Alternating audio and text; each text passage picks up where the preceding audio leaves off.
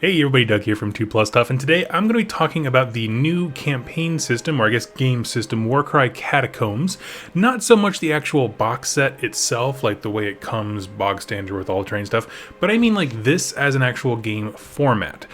Playing in the dark dungeons of Sigmar, or, whatever kind of tight corridor space you want to narratively have your battle take place in. Truth be told, I really do think that this is an incredibly cool addition to the game. I just am a little bit bummed that it was kind of saddled into this box set that has very, very mixed, amounts of value for returning players, new players, things like that. But again, we can talk about that later. I want to talk about what the actual system is like. So let's go to the downward cam and check it out. All right, so we get this nice little softback book here, and we'll flip through, and they do give you a little bit of lore, kind of introducing you to the concept of the game, where this is taking place, which is Sigmar. Maw. Very cool is that it ties directly into the lore week we just concluded for Daughters of Cain with the Broken Realms of Morathi. So we're going to skip ahead here to the rules section. It starts on page 27.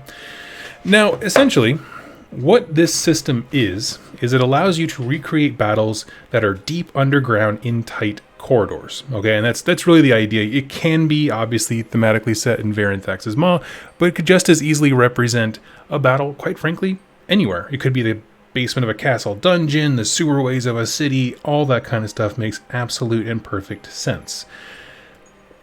What I would say is that if you are looking for new and fun ways to play with your existing warbands and that kind of stuff, this is a no-brainer. Like, this literal booklet and the little thing of terrain that comes with it is phenomenal. And so we'll go into that. And what I'm going to do in this review is essentially go section by section and break down how this changes typical Warcry, because it does add a lot of tactical depth to the game. When this was first shown, and people got to look at like this kind of thing where it's like, there's no vertical terrain, it's just flat. A lot of folks thought it was going to be like Kill Team Arena. If you're not familiar, Kill Team is a game much like Warcry, where it's a skirmish game, just a handful of models, moving around three-dimensional terrain. But the thing is that to make it competitive, they had to eliminate some things, and so they came out with what's called Arena, which is, just like this, a flat dungeon space, sort of, with tight corridors and things like that. And people largely didn't care for it because it removed probably one of the coolest parts of the game, which is terrain. And so there was a lot of mixed opinions when this was first kind of previewed. However, I've come around to it, and this is what I mean. Where I feel like Kill Team Arena, it took away things from the game that were essential to it being fun. Terrain, three-dimensional terrain, that kind of stuff. At least aesthetically, right? I know people love the more competitive stuff. That's cool. For Catacombs, I do feel like it added much more than it took. And it took care of the factions that needed that terrain. And we'll get to how in a second. But overall, if they came out with a box that was like, I don't know, 65, 80 bucks, that was this booklet, all of the new terrain, like the new doors and stuff that we'll cover, and bridges and things, and like a single board, I think it would be a slam dunk product. Like, absolutely. It's incredible. And we'll talk about why that is. So let's get into it. So the first thing I want to talk about is how terrain literally works. Okay. Now they have this section here called Dungeon Battles, and I was reading through this as if I was a new player, basically.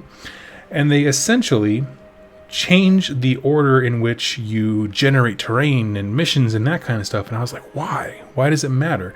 So first, you muster your warbands, you get your forces together, make priority rolls, you assign battle groups to everybody.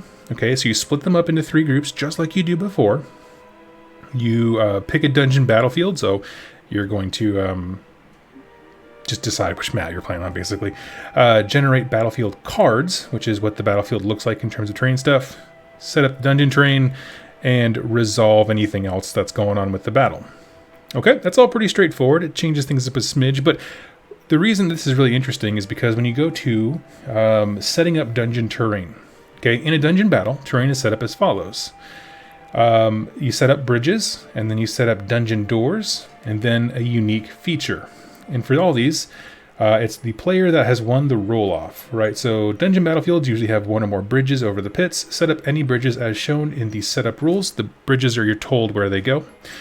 Next is dungeon doors.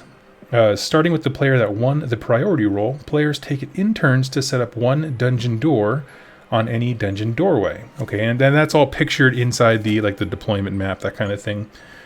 And I thought that was really interesting. Like, why do we need to take turns? That's an interesting thing. And the same thing here goes for one unique, let's see, sets up one unique terrain feature until 4 have been set up in total. So there are 4 unique things. It's like, again, how come order matters? Well, here's the cool thing about this system. Essentially, you can use terrain now as a way to kind of foil your opponent's plans and bring yours to fruition. So some doors, as we'll cover in a hot second, are closed, meaning they cannot be opened. Some are wide open, so you can actually block and cut off different aspects of the board when you're taking turns setting up terrain. And so, again, there's just doors general, but then there's closed doors beneath that, there's open ones, there's different kinds of bridges, there's all different manner of weird, what do they call them? Unique dungeon features we can talk about. But I wanted to throw that out there at first, that this adds a tactical depth to the board that didn't exist in Warcry. So normally you would be, you pull your little card that tells you how the terrain is laid out in a normal game of Warcry, and you would just build that board, and then you would start worrying about your warbands and how they're going to be split up and that kind of stuff. Well, as this is, you and your opponent are going back and forth crafting this dungeon, actively trying to foil one another. I think that is a really cool idea. And it just adds this another layer of depth. So if you are, say, a Night Haunt player who knows that you have an ability where you can go through walls, we'll talk about that in a second, you would change the way that the board looks based on those things. Also, if you're part of the Corvus Cabal and you can use the walls in part of your abilities, or you're just a faction that loves to just ram through stuff, all of these things matter dramatically when it comes to how you want to use terrain to, again, assist you and foil your opponent. Now, the last little thing here I want to point out is the way reserves work. So in typical Warcry, you'll notice there's a card and it has like a little 1, 2, and 3 next to the symbols for the hammer, dagger, shield. And that's just telling you when do those forces come onto the table. Well, in this format, in dungeon battles, you don't have that. Not in the same way, at least, okay? If you look, we're going to skip ahead here just to take a look at some of the deployments because I think that that'll actually help us. And that camera's not going to zoom in super great here, I apologize. But we're going to pick on this one here, the headlong charge. Essentially, your dagger and your hammer come on. They both start in these positions, okay? And it's very clearly marked on the board where an entrance part is. They're going to start the game on the table, and then on round 3, you can take it in turns with your opponent, and anyone who's in that third group, in this case being the shield, they can come in through any of these entrance points. Any single one of them around the board, as long as there's no enemies nearby, more than 3 inches from enemy fighters. And that's pretty incredible. So that means you're starting the board with most of your warband. I can't stress enough how annoying it is when you're playing like the vanilla Warcry and it feels like the best parts of your forces are on the table because they trickle in turns 1, 2, and 3. In this, you get 2/3 of your army straight out of the bat. I like it a lot. And then for that third part, yes, they come in on turn 3, but they can come in anywhere around this entire loop, depending on when your opponent, where they put their stuff as well. And it goes back and forth, take it in turns. One thing that I do like, however, and in addition to that, and I'm just going to give a little spoiler for something else I was going to mention, is that the victory conditions, like the actual missions that you're playing, address probably my biggest problem with playing typical Warcry, and that is game length. A lot of the games in the base set go till turn 3 or something like that. These almost unanimously go till turn 5. So yes, you're getting your guys in on your last batch of dudes on turn 3, but there's still time for everyone to do stuff. And I think that is really, really nice. I never like the fact that the games wrap up that fast, because I was playing games with my friends and by turn 2, you can clearly see who's going to win, and there's just no point. And that's no fun. But when you extend the game out, now all of a sudden I have time to make these kinds of crazy rolls, and I can get across the table to an objective, and things like that. So it's a very, very nice change. I like the reserve phase in this simply because it lets me honestly play with my toys. I get them on the board faster and they're on the board longer, and I appreciate that. So that's just something I wanted to point out. Monsters, gargantuans, you can't be in here. So if you do want to play one of your the one-off missions where you try to beat a monster and then you can put it in your roster, you can't do it here. That's the only thing that really matters for that. And then basically it just says, There are campaign systems that use both the dungeon setup and the typical setup. We can cover those in a bit later. But let's talk about this terrain. Okay, so on pages 28 and 29 and 30, we talk about all the new terrain and how it all works. So essentially, they explain dungeon walls and how they work with blocking cover. Honestly, it's very intuitive. You just can't see through a wall. If an objective is on one side of the wall and you're on the other, and you can't draw a line directly between your base and the objective, you don't count as being within like 3 inches of it. You have to be near it and visible to it. Just stuff like that. I mean, stuff, honestly, it's very intuitive, and if anyone tried to do otherwise, the kind of thing you'd be like, that's gamey, you're a turd, I don't want to play a game with you anymore. Right, it's self-explanatory, but they had to put it in writing for those folks. The walls are considered obstacles, you can't go through them, you can't be placed upon them, all that kind of stuff. They're infinitely high, essentially, and you can get cover from them. Let's see, we're going to move here. It explains visibility in a lot of details, measuring distance, objectives, dungeon doors. We're going to start kicking into this new terrain we got here. So they give you a nice little kind of map of some of the basic stuff. And there are essentially 2 different kinds of doors. Okay, there is open doorways and closed doors. And this is, again, how you can manipulate the board with your opponent. The open doors use the basic rules for doors from the core book. There is a whole rule set for doorways, with the exception that any models can pass through them. So if it's not a gargantuan and it can be in this size of a battlefield, don't worry about it. Anyone can go through a door. I like that. That's just a simple thing. For sealed dungeon doors, they are treated as being walls for the purposes of movement, visibility, and measuring objectives. So some abilities can open a sealed door, and if a sealed dungeon door is opened, remove the model from play, treat the doorway as if it was placed upon an open dungeon door for the rest of the battle. So you can lock doors, but it costs your opponent something to open them, and I think that's a cool thing. So we'll get to how that works in a little bit here with opening doors. But again, you start with the player who won the priority roll, and then you go back and forth setting up doors, so you could just keep locking each other out. Let's take a look at a typical map here. And here we are taking a look at this guy. Basically, you can see it dictates where the wood bridges go, where doorways go, and a few other bits of special rubble. So those are all things that you can place at your whim later on. So next thing up is pits. Okay, so a unique feature of the boards that we have here, and this is the whole "the floor is lava" thing, where, you know, obviously parts of the board are known as like very dangerous terrain, that kind of stuff. What I like about this is I was worried initially that, okay, they're going to use these lava pits to kind of make the board a little bit too claustrophobic, right? That warbands have to go around them, basically. The truth is, you can jump over the pit. You do take fall damage if you do, because it's like a last-ditch crazy leap over the deathly, I don't know, lava pit.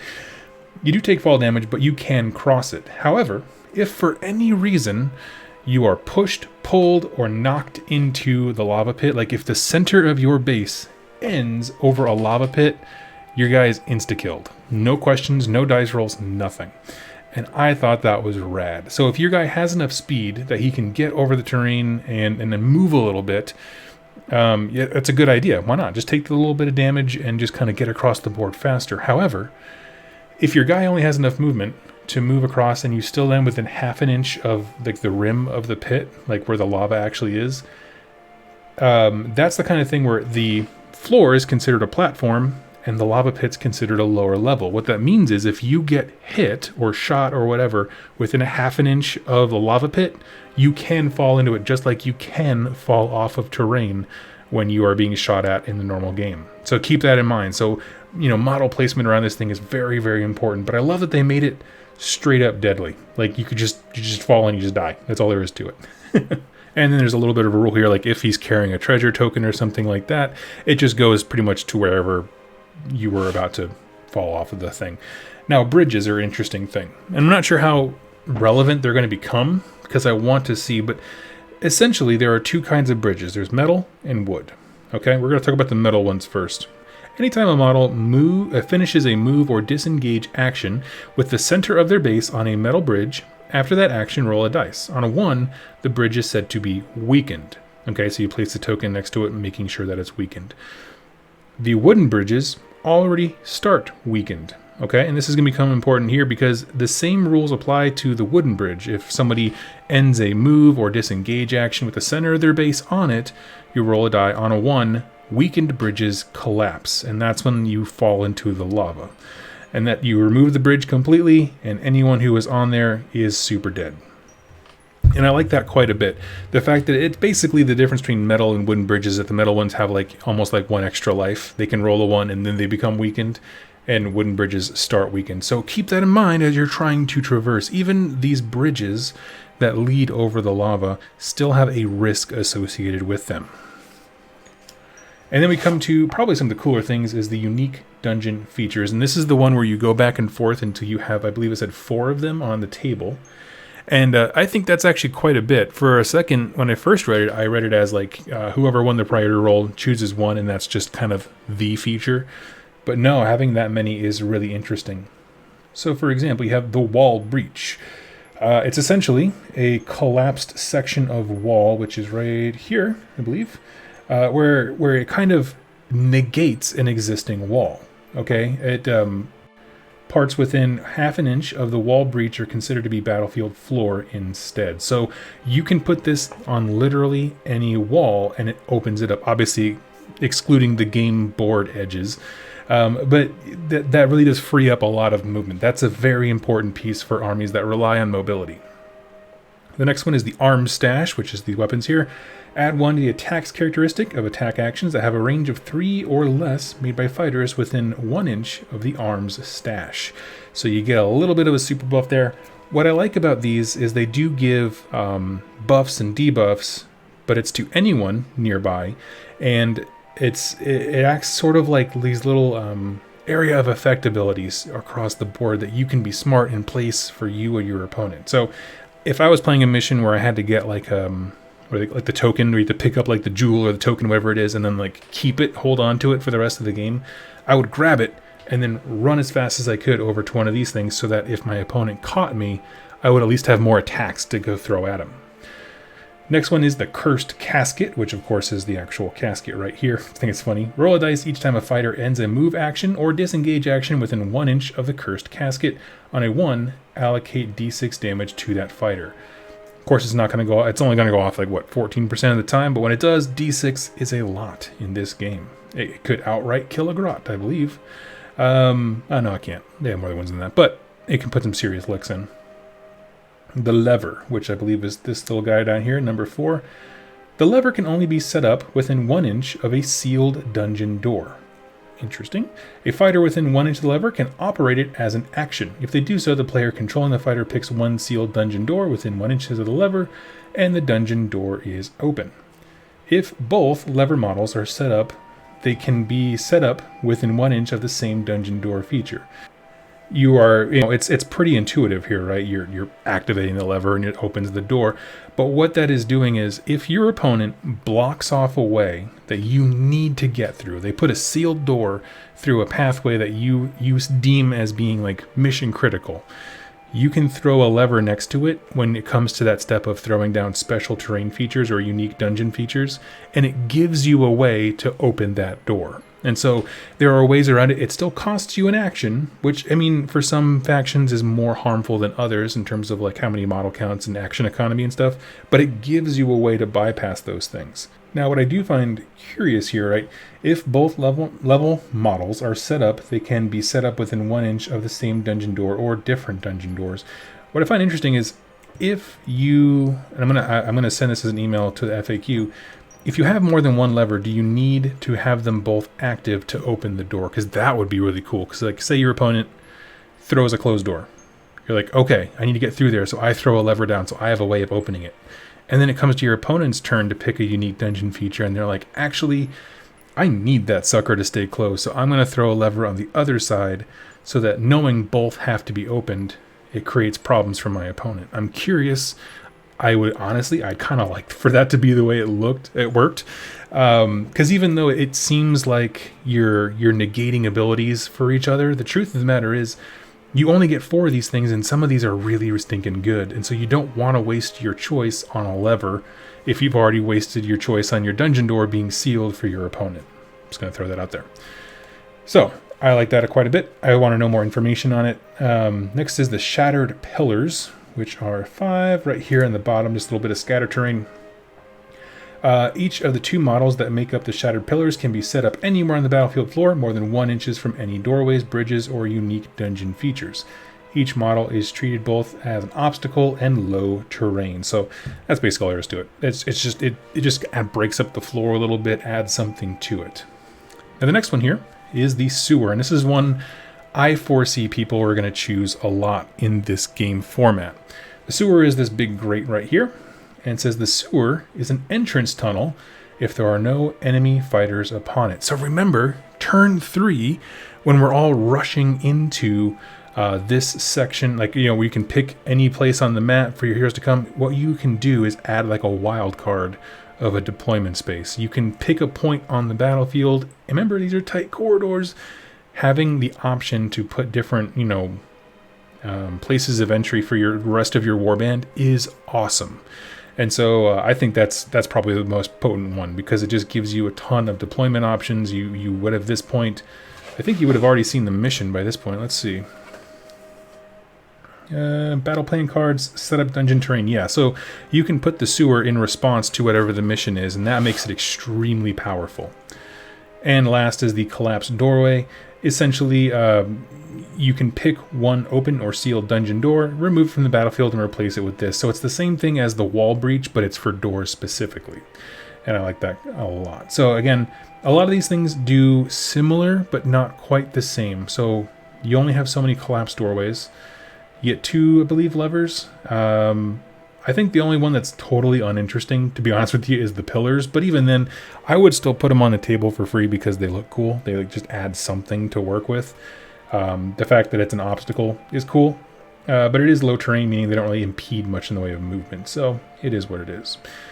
So I like this quite a bit. I thought the terrain features and that back and forth with your opponent on how to like hose their plan and kind of buff yours at the same time, I thought that was really cool. It's something that it didn't exist in the first edition of Warcry. And when we think about expansions, that's exactly what we want. New concepts. So now we're going to talk about dungeon abilities. And I'm just going to throw this out there. The universal ones are pretty cool. I'm not going to lie. The faction-specific ones are down below. And these are made specifically to help some factions that rely on terrain. Okay, specifically Corvus Cabal, because a lot of their abilities trigger on them coming down from 3 inches, like pouncing on their prey. And of course, there's nothing here you can really get up on. And then also the Night Haunt have a special ability. And I'm going to cover those really quickly here, just because I like them. They replace specific abilities on their, or they're, I guess, intended to replace specific abilities on their ability sheet. So double for the Corvus Cabal is Wall Run. A fighter can use this ability only if they are within 1 inch of a dungeon wall, which it's not hard to do on this board. Until the end of the fighter's next move action, until the end of this fighter's next move action, this fighter can move over other fighters as if they could fly. However, during that move action, this fighter must stay within 1 inch of a dungeon wall. So if you're next to a wall, you can just kind of bypass anything that's around them. That's all there is to it. Very simple. Next, actually I'm going to go here to the Corvus Cabal. It replaces their quad. In the Corvus Cabal abilities, they had one where you got a bonus if you pounced on a prey, and then their quad was like a super pounce kind of a thing. This is similar. You get to do the wall run thing, then make a bonus move action, and can then make a bonus attack action. It's the same thing. It's really just modifying the existing abilities they already have to make them fit with this. But I really do appreciate it, to be honest with you, because that was a huge question when this was first shown to us, is what does that mean for the Corvus Cabal? And the Night Haunt get a cool one, the triple. Float through wall. Until the end of this fighter's activation, they can move over dungeon walls and through sealed dungeon doors, but they have to move outside of anywhere and be on the battlefield floor. So they can't end a movement halfway through a wall. I think that's rad. Just ghosts kind of just going through everything. I think that makes Night Haunt super scary, but it is a triple, so it does have a lot of opportunity cost associated with it. We're going to talk about the abilities that everybody gets. So we have Lurk in the Shadows. It's a double. Until the end of the battle round, this fighter is not visible to enemy fighters more than 6 inches away if this fighter is within 1 inch of a dungeon wall. That is a fantastic way to counter some of the shooting that's been popping up with Stormcast Eternal, specifically their long strikes. Devastating. They don't need to hit you much, but when they do, they wreck you. Same thing with the Melusai. I like that quite a bit, so you're just kind of hiding in the shadows. Really good for like if you're trying to hunker down, and if you have an objective and you want to keep it, having that fighter do this ability to kind of shoo away shooting attacks, nice. Next is a double. It's a door breach. Okay, so only fighters that do not have the Night Haunt rune mark can use this, so Night Haunt can't bust down doors. A fighter can use this ability only if they are within 1 inch of a sealed dungeon door. Pick one weapon from this fighter's card that has a range characteristic of 3 or less and roll a number of dice equal to the value of this ability. Add the number of dice that scored a 2 up to the strength characteristic of the weapon you picked. If the score is 6 or more, that dungeon door is open. So again, it favors big fighters for being able to bull rush through doors, but for your basic tiny little dudes, they're really going to struggle to get through that door. At least they can. Again, it's a double. So you have opportunities to do it, but man, it can be tough. It really can. So I thought that was really cool. Again, it's a rune mark or an ability that works for everyone except for Night Haunt. Because they can't smash through stuff, they can only phase through it. But I like that there's a risk of failure, and that it rewards taking these big, brawny characters, like, you know, the, what's he called? The ogre guy from Iron Golems. He's not going to have a problem, right? Like, he's not going to have a problem at all, right? If you roll a double, and he rolls even, he gets 1-1 and 1-2, okay? So that means he gets to add +1 to his strength. He's going to smash through that friggin' door. I like it. The next one is a triple. Push into pit. Pick a visible enemy fighter within 1 inch of this fighter and within ½ inch of a pit. Both players roll a dice and add the roll to their fighter's toughness characteristic. If your score is higher than your opponent's, the enemy fighter is taken down. I mean, the idea is you literally just shove them into the pit. Now, what I like about this, it's not something you're going to use a ton, because there's a lot of, like, you have to be within 1 inch of an enemy, and that enemy has to be within ½ inch of a pit. But what I like about it is it's an ability, so you can shove someone off and then go on with the rest of your turn. Or, if you just want to try and get them off the board because it's mission critical, you can do a move, and then use an ability afterwards. So, like, there's more leeway than it seems like. But the idea of just having an ability that uses the unique terrain features of the Catacombs, I think, is a really nice touch. And that is pretty much all that I had to talk about. I think those are certainly the most unique things that this system brings. We have a whole bunch of victory tables. Like I said, they go till round 5 for the most part, and I think that is a great idea. They have a few campaigns. They have 3 campaigns for the Daughters of Cain specifically, or the the shadow elves that came with this. I believe they have 2 more for the Scions of the Flame, and then a whole bunch for every faction. So if you get this, you can use several of these for any army, no matter what you play. And you have spoils and victory and that kind of stuff. Overall, my kind of concluding thoughts.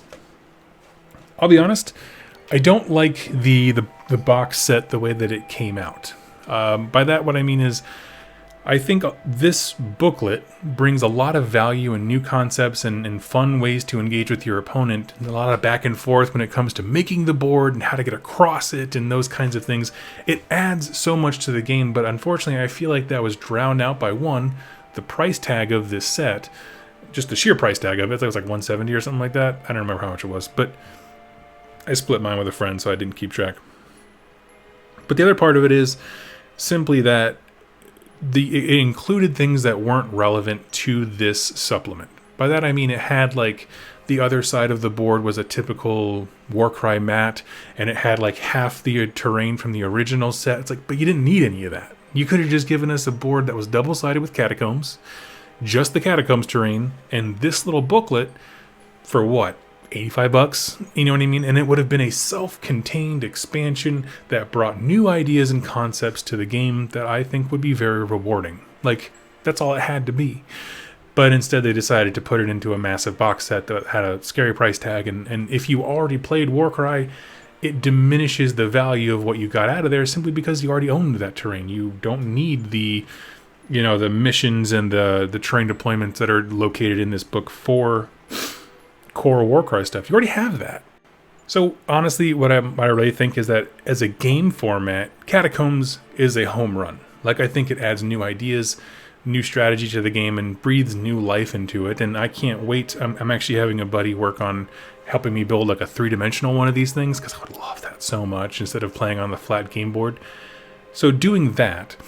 But then at the same time, I feel like the box set specifically was weighed down by a bunch of stuff that was utterly irrelevant to, again, the core system that they wanted to introduce. So it has goods, it has bads, but as far as a format goes, Catacombs I think is awesome. And what I really wouldn't mind seeing is like a small event or something like that run where we focus on missions in the Catacombs, because it is so tight, it is so fast, it is so interesting to have back and forth with your opponent at every level of the game. So those are just my thoughts. I'd love to hear yours. Good format, bad box. That's my thoughts.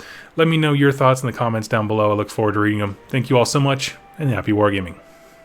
Hey everybody, I hope you enjoyed that video. It was made possible by the folks over here to the left. These are my top supporters over here on YouTube and on Patreon that keep this channel going. If you'd like to learn more about how to become a supporter and get some cool things in the process, like exclusive pictures and interactions with me, and get your questions answered here on the channel, go ahead and click any of the links down below or the join button on the community page over on YouTube.